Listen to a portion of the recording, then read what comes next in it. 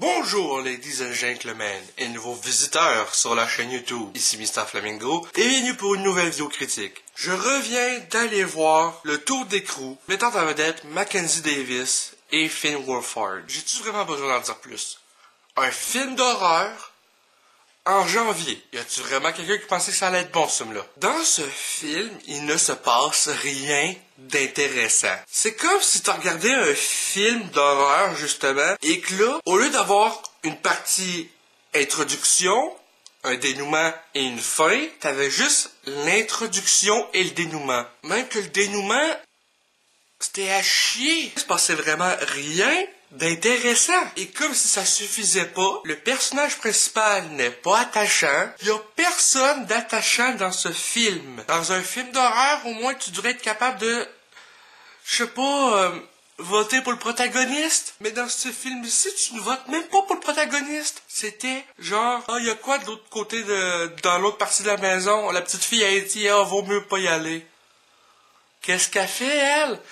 Elle y va. T'sais, à partir du moment où un personnage d'un film d'horreur fait l'opposé de ce qu'elle est censée faire, c'est-à-dire s'occuper de ses affaires, désolé, mais pour moi, tu perds de la crédibilité. Je suis tanné des films d'horreur où il se passe seulement de quoi parce qu'un personnage agit en innocent. Je veux voir un film d'horreur dans lequel il se passe de quoi, mais que c'est pas parce qu'un personnage prend une mauvaise décision. C'est pas normal que maintenant, dans les films d'horreur, tout se passe parce qu'un personnage fait de quoi qu'il se pose supposé de faire. Le personnage de la nounou n'est pas attachant. Tout ce que tu sais, c'est que sa mère est en asile. Il n'y a pas d'introduction plus que ça, à part le fait aussi qu'on sait qu'elle est professeure, qu'elle s'en va enseigner à domicile pour la petite Flora, et qu'elle a un frère Miles, joué par Finn Wolfhard. La petite Flora qui a un frère, hein, pas personnage de Mackenzie Davis. Et je dirais que pour moi, j'ai seulement vraiment trouvé la performance de Finn Wolfhard convaincante dans le rôle d'un jeune de 14-15 ans qui est pas tout là pis qui a des tendances violentes.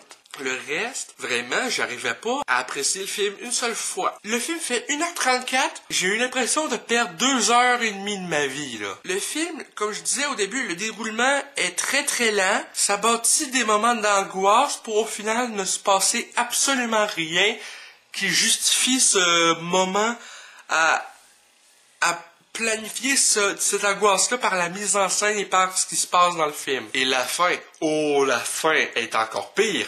Il y en a pas! Il y a des films qui laissent une fin ambiguë pour laisser l'interprétation libre à l'audience, au public. Dans ce film-ci, t'as pratiquement même pas de quoi te faire ta propre opinion. C'était mauvais à ce point. Et c'est bizarre parce que avant la vraie fin du film, si je peux appeler ça une fin, t'as comme une autre fin avant que ça décide de revenir en arrière puis d'annuler pour dire c'était une genre de vision. Mais c'est pas la vraie fin que je veux voir, moi, c'est cette fin-là, c'était bien plus intéressant. Parce que je vous mets en contexte. La mère de Kate, elle fait des dessins parce qu'elle est à l'asile, elle a rien à faire, fait qu'elle fait de la peinture et des dessins. Là, elle y envoie un paquet de feuilles noires, comme presque brûlées, ou que ça fait des dessins. Et là, après ça, il se passe la fausse fin. Après ça, une fois que la fausse fin se déroule, ça revient sur les dessins qu'elle a reçus de sa mère. Et là, c'est genre, fuck, t'es en train de me dire que tout ce qu'on vient de voir là, c'était pas la vraie fin, on doit en rester encore un bon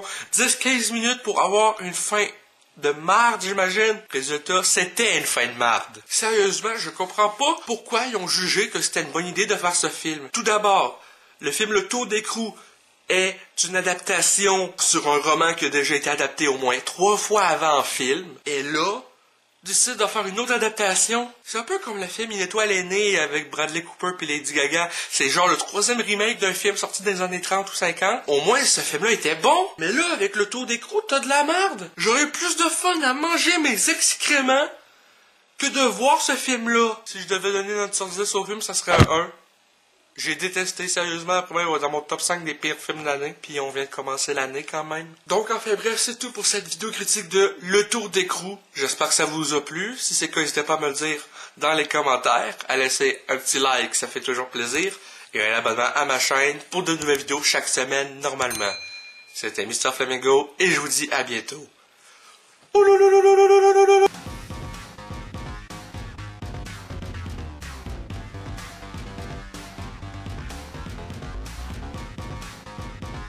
Hey, le grand, c'est quoi que t'attends pour t'abonner, sacrament?